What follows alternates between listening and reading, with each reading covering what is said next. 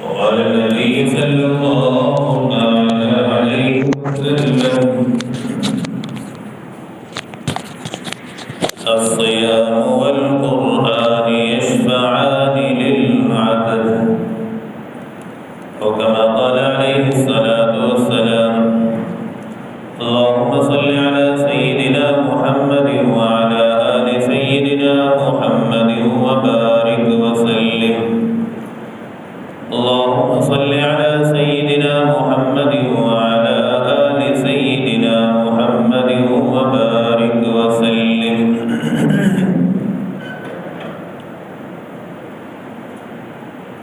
میرے محترم دوستوں اور بزرگوں، ماہ رمضان المبارک کا آخری جمعۃ الوداع ہے، اور کچھ ہی لمحات ماہ رمضان المبارک کے باقی ہیں، اور اسی مہینے میں اللہ رب العزت نے قرآن مجید کو نازل فرمایا ہے: شہر رمضان الذی انزل فیہ القرآن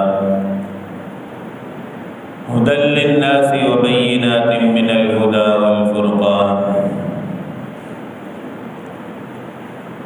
اسی مہینے میں قرآن مجید کا نزول ہے، اور یہ قرآن مجید کا مہینہ رمضان اور قرآن کا آپس میں بڑا گہرا تعلق ہے.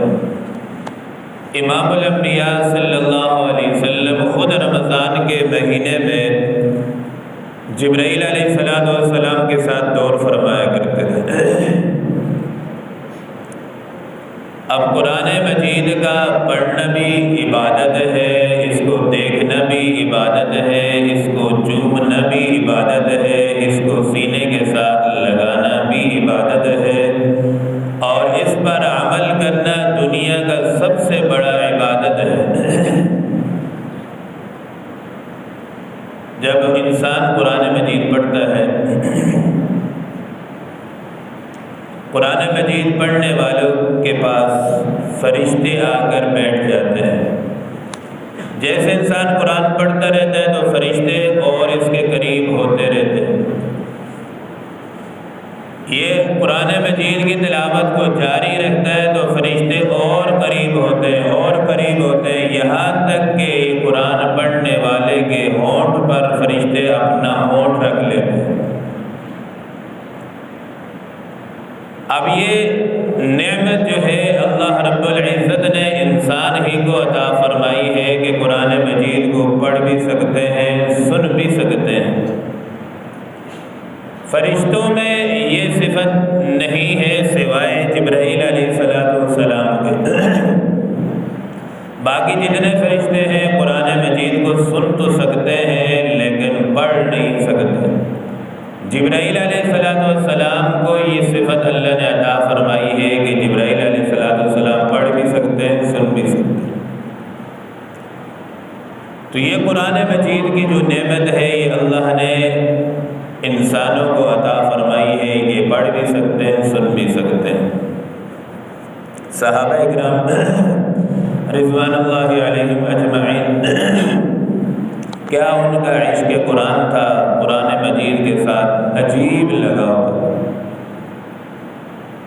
اور جب یہ آدمی قرآن مجید پڑھتا ہے تو یہ دل میں اپنی جگہ خود ہی بناتا ہے. قرآن پاک میں اللہ پاک فرماتے ہیں: ان المؤمنون الذین اذا ذکر اللہ وجلت قلوبهم.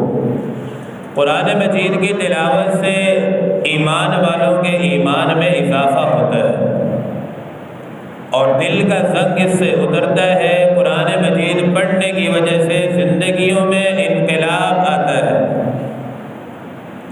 امام الانبیاء صلی اللہ علیہ وسلم ایک مرتبہ مسجد نبوی میں تشریف لائے تو صحابی بیٹھے ہوئے تھے، حضرت ابی بن کعب رضی اللہ تعالیٰ عنہ قرآن مجید کی تلاوت فرما رہے تھے. جیسے امام الانبیاء صلی اللہ علیہ وسلم تشریف لائے تو ابی بن کعب رضی اللہ تعالیٰ عنہ خاموش ہو گئے. حضور صلی اللہ علیہ وسلم نے ابی بن کعب سے فرمایا کہ قرآن مجید پڑھو، جاری رکھو تلاوت کو۔ اب یہ صحابی بھی چونکہ حضور کے تربیت یافتہ تھے، حضور کے مزاج سے واقف تھے، سمجھنے والے تھے۔ جو حضور کی تربیت یافتہ ہوں تو حضور کا مزاج کیسے نہ سمجھیں۔ صحابی نے فرمایا یا رسول اللہ یہ قرآن مجید آپ پر نازل ہوا ہے اور آپ سے بڑھ کر بہترین انداز میں اسے کوئی نہیں پڑھ سکتا، اور ظاہر سی بات ہے حضور سے بڑھ کر کوئی قاری قرآن ہو بھی نہیں سکتا۔ امام الانبیاء صلی اللہ علیہ وسلم نے فرمایا کہ آپ تلاوت کریں، قرآن مجید سنائیں۔ اب اس واقعے سے، حدیث سے ہمیں یہ اندازہ لگائیں کہ خود نبی کریم صلی اللہ علیہ وسلم کو قرآن مجید سننے کا کتنا شوق تھا، کتنا ذوق تھا۔ صحابی نے کہا یا رسول اللہ صلی اللہ علیہ وسلم اللہ سمانی، کیا اللہ نے میرا نام لیا ہے کہ ابی بن کعب سے کہو کہ قرآن مجید پڑھے؟ نبی کریم صلی اللہ علیہ وسلم نے فرمایا نعم اللہ سماک، اللہ نے آپ کا نام لیا ہے کہ ابی بن کعب سے کہو کہ قرآن پڑھے، عرش پر خدا بھی سنے گا، فرش پر مصطفیٰ بھی سنے گا۔ جب انسان قرآن مجید تجوید سے پڑھتا ہے تو فرشتے بھی سنتے ہیں اور اللہ تعالیٰ خود بھی سنتے ہیں۔ تو یہ کلام الملوک، بادشاہوں کے بادشاہ کا کلام ہے۔ رب تعالیٰ خود بھی بادشاہوں کے بادشاہ ہے، اور جس کا کلام ہے یہ کلاموں کا بادشاہ ہے۔ جس طرح رب تعالیٰ کو پوری کائنات میں فضیلت حاصل ہے، رب کی مثل کوئی نہیں ہے، اسی طرح رب کا جو کلام ہے اس کلام کو بھی سارے کلاموں پر وہی فضیلت حاصل ہے جو رب تعالیٰ کو۔ صحیح بخاری کی روایت ہے، امام الانبیاء صلی اللہ علیہ وسلم نے فرمایا، حضرت اسید بن عزیر صحابی ہیں، اپنے مقتل میں قرآن مجید کی تلاوت فرما رہے تھے، اور قریب ہی میں ایک گھوڑا باندھا ہوا تھا اور اس کے برابر میں ایک ان کا بچہ سو رہا تھا۔ اب جیسے یہ صحابی قرآن مجید کی تلاوت فرماتے تو گھوڑا بھٹکنا شروع ہو جاتا، انہیں خوف آتا کہ کہیں میرے بچے کو یہ نقصان نہ پہنچا دے۔ جیسے وہ تلاوت زور سے کرتے تو پھر وہی صورتحال شروع ہو جاتی، قرآن مجید کی تلاوت کو بند کرتے تو گھوڑا اپنی جگہ ٹھیک ہو جاتا۔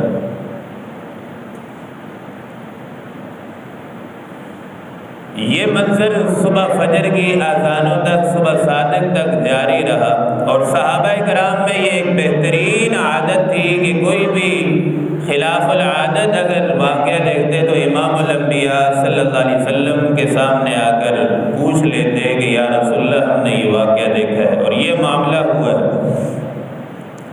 تو یہ صحابی جب صبح دیکھتے ہیں کہ آسمان سے زمین تک کچھ روشنیاں بنی ہوئی ہیں، اور یہ روشنیاں زمین سے آسمان تک ان کے گھر کے درمیان ہیں، اور یہ جب تلاوت بند کی فجر کے بعد روشنیاں ختم، امام الانبیاء صلی اللہ علیہ وسلم کی مجلس میں آئے، عرض کی یا رسول اللہ رات کو میں تلاوت کر رہا تھا، میں نے یہ منظر دیکھا۔ امام الانبیاء صلی اللہ علیہ وسلم نے فرمایا کہ صحابی اگر آپ تلاوت فجر کی اذان تک جاری رکھتے تو مدینے والے اپنی آنکھوں سے فرشتوں کو دیکھ لیتے۔ تو جب تلاوت کر رہے تو زار و قطار فرشتے آسمان سے لے کر زمین تک اتر رہے تھے، اور حضرت اسید بن عزیر کا قرآن مجید سن رہے تھے۔ تو جب آدمی قرآن مجید کی تلاوت کرتا ہے تو فرشتے بھی اترتے ہیں اور فرشتے بھی قرآن مجید سنتے ہیں۔ تو اس لیے قرآن مجید کا سننا بھی عبادت ہے، پڑھنا بھی عبادت ہے۔ ایک صحابی کا واقعہ ہے، دو صحابی ان کی ڈپٹی لگ گئی کہ پہرہ داری پر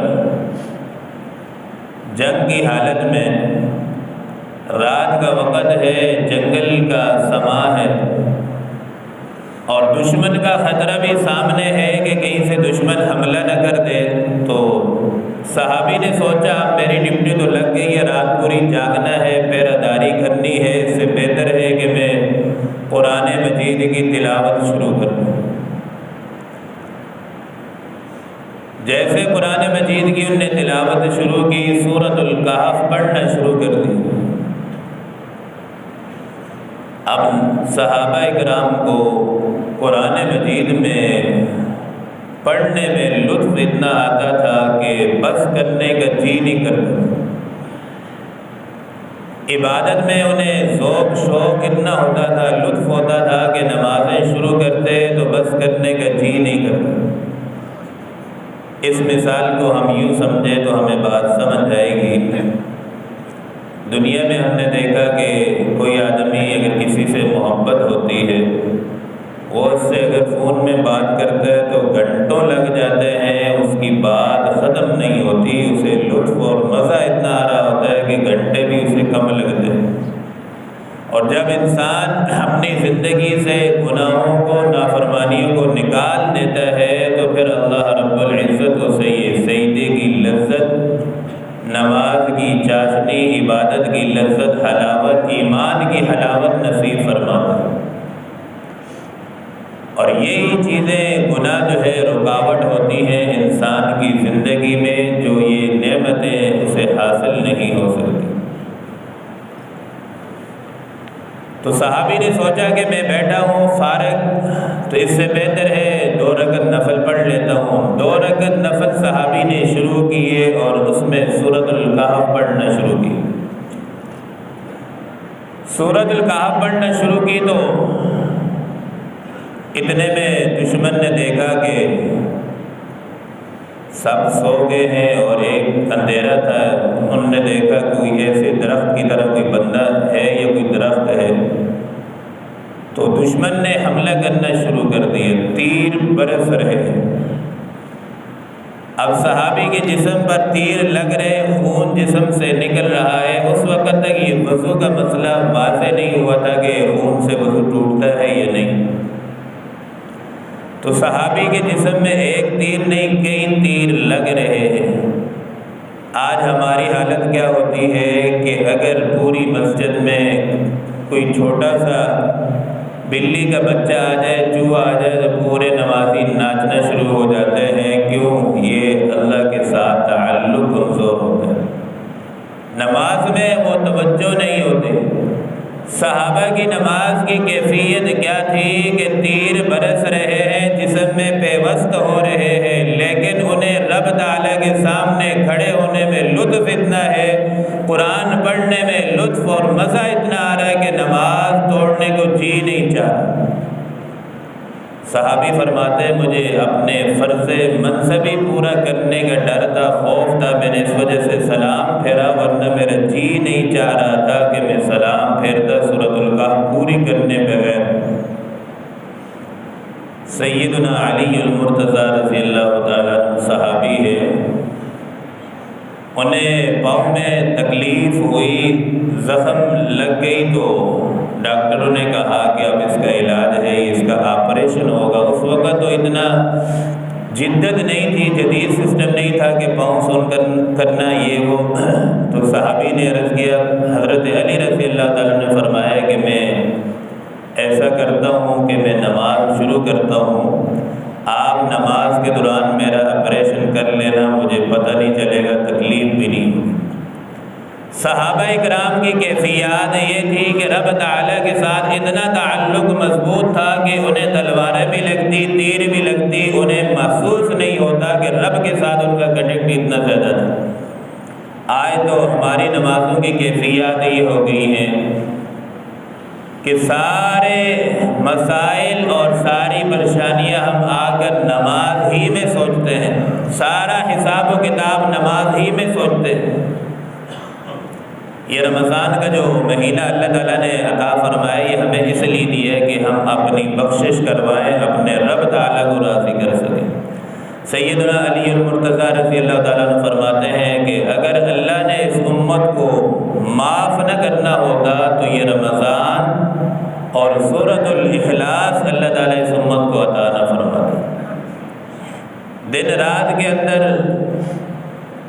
رمضان کے مہینے میں ہر مسلمان کی اللہ تعالیٰ ایک دعا دن کو، ایک دعا رات کو، یوں 60 دعائیں رمضان میں قبول ہوتی ہیں۔ اور پھر جو لیلۃ القدر اللہ تعالیٰ عطا فرماتے ہیں، یوں تو رمضان کے مہینے میں شروع سے لے کر آخر تک ہر رات لاکھوں کے حساب سے اللہ تعالیٰ جہنمیوں کو جہنم سے بری فرما کر جنت کا فیصلہ فرماتے ہیں۔ اور پھر جو لیلۃ القدر کی رات ہوتی ہے تو اس میں یہ تعداد بڑھ جاتی ہے۔ پھر لیلۃ القدر سے آگے چاند رات آتی ہے تو اس رات میں اللہ رب العزت جتنے پورے رمضان میں جتنے لوگوں کو معاف فرماتے ہیں، اس تعداد کے برابر چاند رات میں اللہ تعالیٰ اتنے لوگوں کی بخشش فرما کر جنت کا فیصلہ فرماتے ہیں۔ اور یہ چاند رات جو ہے ہم بازاروں میں ضائع کر دیتے ہیں، یہ چاند رات بھی بڑی عبادت کی رات ہوتی ہے، اسے ضائع کرنا نہیں ہوتا، یہ بھی بڑی اہم رات ہوتی ہے۔ اب ایک آدمی اگر بدقسمتی سے یہ چاند رات کو بھی ضائع کر دیتا ہے تو اللہ تعالیٰ اپنے بندوں سے چونکہ پوری کائنات کی جتنی مائیں ہیں ان کا پیار جمع کر دو، ساری کائنات کی ماؤں سے پیار سے بڑھ کر اللہ تعالیٰ اپنے بندوں سے پیار فرماتے ہیں۔ تو اللہ تعالیٰ کا رحمت اور کریمی کا جذبہ دے کے اللہ تعالیٰ جو ہے اپنے بندے کو پھر بھی نہیں چھوڑتے، کہتے ہیں اچھا ٹھیک ہے، اس نے یہ موقع بھی ضائع کر دیا۔ تو اللہ تعالیٰ پھر عید والے دن فرشتوں کو کھڑا کر دیتے ہیں عید کے راستوں میں، تو جو بندے آ رہے ہوتے ہیں فرشتے لکھ رہے ہوتے ہیں، اس کے لیے بھی معافی کا اعلان، اس کے لیے بھی، اس کے لیے بھی۔ کچھ لوگ ہوتے ہیں جنہوں نے پورا رمضان نہ تراویح نہ روزے، تو اللہ تعالیٰ فرشتے آپس میں کہتے ہیں یار یہ تو کوئی نیا بندہ ہے، یہ تو نہ اس نے تراویح پڑھی ہے نہ روزے رکھے ہیں۔ تو اللہ تعالیٰ کی طرف سے حکم آتا ہے چلو یہ عید پڑھنے آ گیا، یہ بھی بڑی غنیمت ہے۔ تو اللہ تعالیٰ فرماتے ہیں کہ جتنے بھی عید پڑھنے آئے ہیں قوموا مغفور لکم، یہ اس حال میں کھڑے ہو جائیں کہ سب کو میں نے معاف کر دیے۔ کچھ لوگ ہوتے ہیں جو عید بھی نہیں پڑھتے تو سمجھ لیں وہ بدبخت لوگ ہوتے ہیں۔ بدبخت کون ہیں؟ جن کو مرتے وقت کلمہ نصیب نہیں ہوتا۔ اللہ تعالیٰ سب کو نیک بخت بنائے۔ تو یہ رمضان کا مہینہ بخشش اور رحمت مغفرت کا مہینہ تھا۔ امام الانبیاء صلی اللہ علیہ وسلم کی جبرائیل علیہ السلام کی بدعا پر آمین جو کہی، 3 دعائیں تھیں، ان میں ایک دعا یہ تھی کہ جسے ماہ رمضان المبارک کا مہینہ مل جائے اور وہ اپنی بخشش و مغفرت نہ کروا سکے، جبرائیل علیہ السلام نے فرمایا آمین۔ آپ صلی اللہ علیہ وسلم نے اس پر آمین فرمایا۔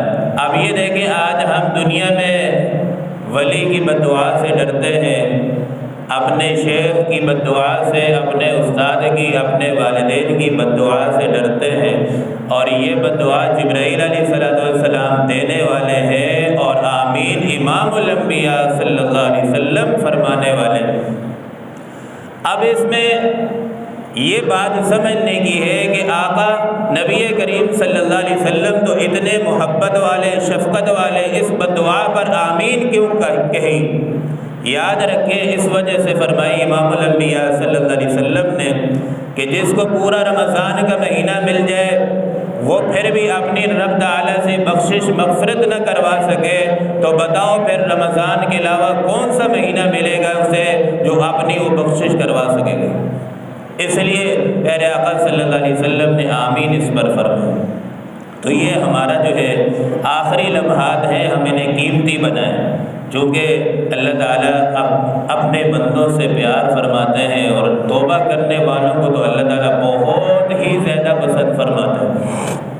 اللہ تعالیٰ فرماتا ہے میرے بندوں، یہ زمین و آسمان کے درمیان کا خلا ہے، اسے بھر دو۔ ساری کائنات کے بھر دو اور بھرنے کے بعد پھر خالی میرے سامنے ہاتھ اٹھاؤ، کسی کے سامنے جا کر رونے کی بھی ضرورت نہیں ہے، چپکے چپکے میرے سامنے رو لو، توبہ کر لو، میں سارے گناہوں کو معاف کر دوں گا، اور معاف کرنے کے بعد ولا ابالی، مجھے کوئی پرواہ بھی نہیں ہوگی، کوئی مجھ سے پوچھنے والا بھی نہیں ہوگا۔ ان اللہ یحب التوابین، قرآن مجید میں اللہ پاک فرماتے ہیں کہ توبہ کرنے والوں سے اللہ محبت فرماتے ہیں۔ حسن بصری رحمہ اللہ کا واقعہ ہے، ایک واقعہ سنا کے بات کو سمیٹتا ہوں۔ حسن بصری رحمہ اللہ کے زمانے میں ایک آدمی تھا جس سے جوانی میں مال و دولت اللہ تعالیٰ نے بڑا عطا کیا تھا، اور جوانی میں جب مال و دولت مل جائے، کوئی سمجھانے والا نہ ہو، تو پھر گناہ کرنے کے چانس، بگڑنے کے چانس انسان کے زیادہ ہوتے ہیں۔ حسن بصری رحمہ اللہ کے دور میں تو یہ آدمی اس بچے کو جو ہے والدہ لے کر آتی کہ حضرت میرے بچے کو توبہ کے کلمات پڑھائیں، کچھ اپنی مجلس میں رکھے تاکہ یہ نیک صحبت اس میں اثر کرے اور دین کی طرف آئے۔ لیکن حسن بصری رحمہ اللہ اسے بہت سمجھاتے بتاتے، لیکن وہ جوانی تھی، جوانی کا نشہ، پیسے کا نشہ، بچہ بات نہیں سمجھتا تھا۔ اب بچے کے اندر گناہ کر کر کے جوانی ختم ہو گئی، ہمت طاقت جسم میں نہیں رہی، اب اسے اپنی موت سامنے نظر آ رہی ہے کہ میرا اب آخری وقت ہے، اب اللہ تعالیٰ کے پاس جانا ہے۔ بچہ کہنے لگا والدہ سے کہ والدہ آپ جاؤ حسن بصری رحمہ اللہ سے کہیں کہ مجھے اب توبہ کے کلمات پڑھائیں اور میں ٹھیک ہونا چاہتا ہوں۔ حسن بصری رحمہ اللہ کے بعد والدہ گئی تو کہنے لگی کہ حضرت میرے بچے کا آخری وقت چل رہا، آپ اسے آ جائیں، کلمہ پڑھائیں، تاکہ وہ توبہ تائب ہونا چاہتا ہے اور اللہ تعالیٰ کا قرب اسے چاہتا ہے تاکہ اللہ کے قریب ہو جائے۔ تو حسن بصری رحمہ اللہ وہ تھے کہ جن کی مجلس میں ایک نہیں 10-10 ہزار کا، 20-20 ہزار کا مجمع ہوتا تھا، طلباء کرام پڑھنے والے، احادیث پڑھنے والے۔ حسن بصری رحمہ اللہ نے فرمایا کہ اماں آپ سمجھتی ہو بچہ سمجھتا نہیں ہے، میرا وقت بھی ضائع ہوتا ہے اور یہ جو پڑھنے والے ہیں ان کا وقت بھی ضائع ہوتا ہے، آپ اسے اپنی حالت پر چھوڑ دیں۔ اور ساتھ بھی یہ بھی کہہ دیا حسن بصری رحمہ اللہ نے کہ اماں اگر وہ فوت ہو جائے تو میں نے اس کے جنازے میں بھی نہیں آنا۔ اب اس وقت اگر علماء کسی کے جنازے میں نہ جاتے تو لوگ سمجھ جاتے کہ یہ اتنا بڑا گنہگار فاسق فاجر تھا کہ جس کے جنازے میں علماء کرام بھی نہیں آئے، ائمہ حضرات بھی نہیں آئے، یہ اتنا بڑا فاسق فاجر تھا۔ واپس آ کے والدہ نے کہا کہ بیٹا حسن بصری رحمۃ اللہ علیہ نے تو صاف منع کر دیے کہ اگر یہ فوت بھی ہو جائے تو میں نے اس کے جنازے میں بھی نہیں آنا۔ بچہ رو کر کہنے لگا جب انسان کو سارے دروں سے مایوسی ہو جائے تو پھر ایک ہی در رب تعالیٰ کے انسان کے پاس بچتا ہے جس سے امید بھی ہوتی ہے، سب کچھ مل بھی جاتا ہے، اور اللہ تعالیٰ اپنے کسی بندے کو ٹھکراتا بھی نہیں۔ والدہ نے کہا بیٹا حسن بصری رحمہ اللہ نے منع کر دیا کہ میں نے اس کے جنازے پر بھی نہیں آنا، میں نے اس کی کسی چیز پر نہیں آنا۔ بچہ کہنے لگا اماں ٹھیک ہے اگر وہ میرے جنازے پر نہیں آتے، میں اتنا بڑا گنہگار ہوں تو جب میں مر جاؤں تو میرے گلے میں اپنا دوپٹہ ڈال کر بصرہ کی گلیوں میں گھسیٹنا تاکہ لوگوں کو پتہ چل جائے کہ اتنا بڑا گنہگار تھا، اس کے جنازے میں حسن بصری نہیں آئے۔ جیسے انتقال ہوتا ہے، اب آخری وقت میں دیکھیں توبہ کی، اور اتنی تڑپ سے توبہ کی سچے دل کے ساتھ، پوری زندگی شراب میں، گناہوں میں، فسق و فجور میں گزاری، لیکن آخر میں اتنے سچے ارادے سے توبہ کی۔ جیسے انتقال ہوا اور جنازہ تیار ہوا، حسن بصری رحمہ اللہ دن کے وقت 12 کے بعد آدمی کچھ دیر کے لیے آرام کرے، یہ آرام کرنا سنت ہے جسے کہتے ہیں قیلولہ۔ قیلولہ کے لیے حسن بصری رحمہ اللہ لیٹ کے سو گئے، خواب کے اندر اللہ تعالیٰ نے الہام کے ذریعے سے فرمایا، او حسن بصری تو میرا کیسا بندہ ہے، میرے ایک ولی کا جنازہ تیار ہے اور تو اس میں شریک نہیں ہوتا۔ اللہ نے فرمایا حسن بصری یاد رکھ، اگر تو اس جنازے میں نہیں گیا تو میں تیری ولایت کو ختم کر دوں گا۔ اللہ کو توبہ اتنی پسند ہے، اتنی پسند ہے، اتنی پسند ہے کہ اپنے بندے کی توبہ کا اللہ تعالیٰ انتظار فرماتے۔ ایک ماں جو اپنے بچے سے بے حد اور بے لوث محبت کرتی ہے، وہ اپنے بچے کا انتظار اتنا نہیں کرتی جتنا رب تعالیٰ اپنے بندے کی توبہ کا انتظار کرتے ہیں۔ تو میرے دوستو، یہ آخری جمعہ ہے۔ رمضان کا مقصد بھی یہی تھا کہ ہم اپنے گناہوں سے توبہ کر لیں اور اس کے بعد جو بقیہ زندگی ہے وہ اس کو ہم شریعت کے مطابق گزاریں۔ تو اس لیے آخری جمعہ، آخری لمحات ہیں، جتنا ہو سکے ہم اسے توبہ، استغفار، اللہ تعالیٰ کے سامنے آہو زاری، رونا دھونے میں گزاریں۔ کوئی پتہ نہیں آئندہ رمضان کس کو نصیب ہو یا نہ ہو۔ کتنے لوگ تھے جو گزشتہ سال ہماری اس مسجد میں تھے، آج ہمارے ساتھ نہیں ہے۔ کوئی پتہ نہیں، خدا کی قسم کل کیا ہوگا، کون نہیں ہوگا، ہم میں سے کسی کو معلوم نہیں ہے۔ اس لیے ان اوقات کو قیمتی سمجھے، اپنے رب کو منا لیں، رو کر منا لیں۔ یہی لمحہ ہے، کوئی پتہ نہیں کس موڑ میں شام ہو جائے۔ امام غزالی رحمہ اللہ فرماتے، او غافل بندے، تجھے کیا معلوم، کیا خبر، تو اپنے کاموں میں لگا ہوا ہے۔ جس کپڑے سے تیرا کفن بننا ہے، ہو سکتا ہے وہ کپڑا کسی مارکیٹ میں، کسی فیکٹری میں تیار ہو رہا ہو اور تو غافل بیٹھا ہے۔ جس کپڑے سے کفن بننا ہے، ہو سکتا ہے وہ کپڑا دکان پر آ چکا ہو۔ اللہ ہمیں سب کو آخرت کی فکر نصیب فرمائے اور ان رمضان کے قیمتی لمحات کو قیمتی بنانے کی توفیق نصیب فرمائے۔ وآخر دعوانا الحمد للہ رب العالمین۔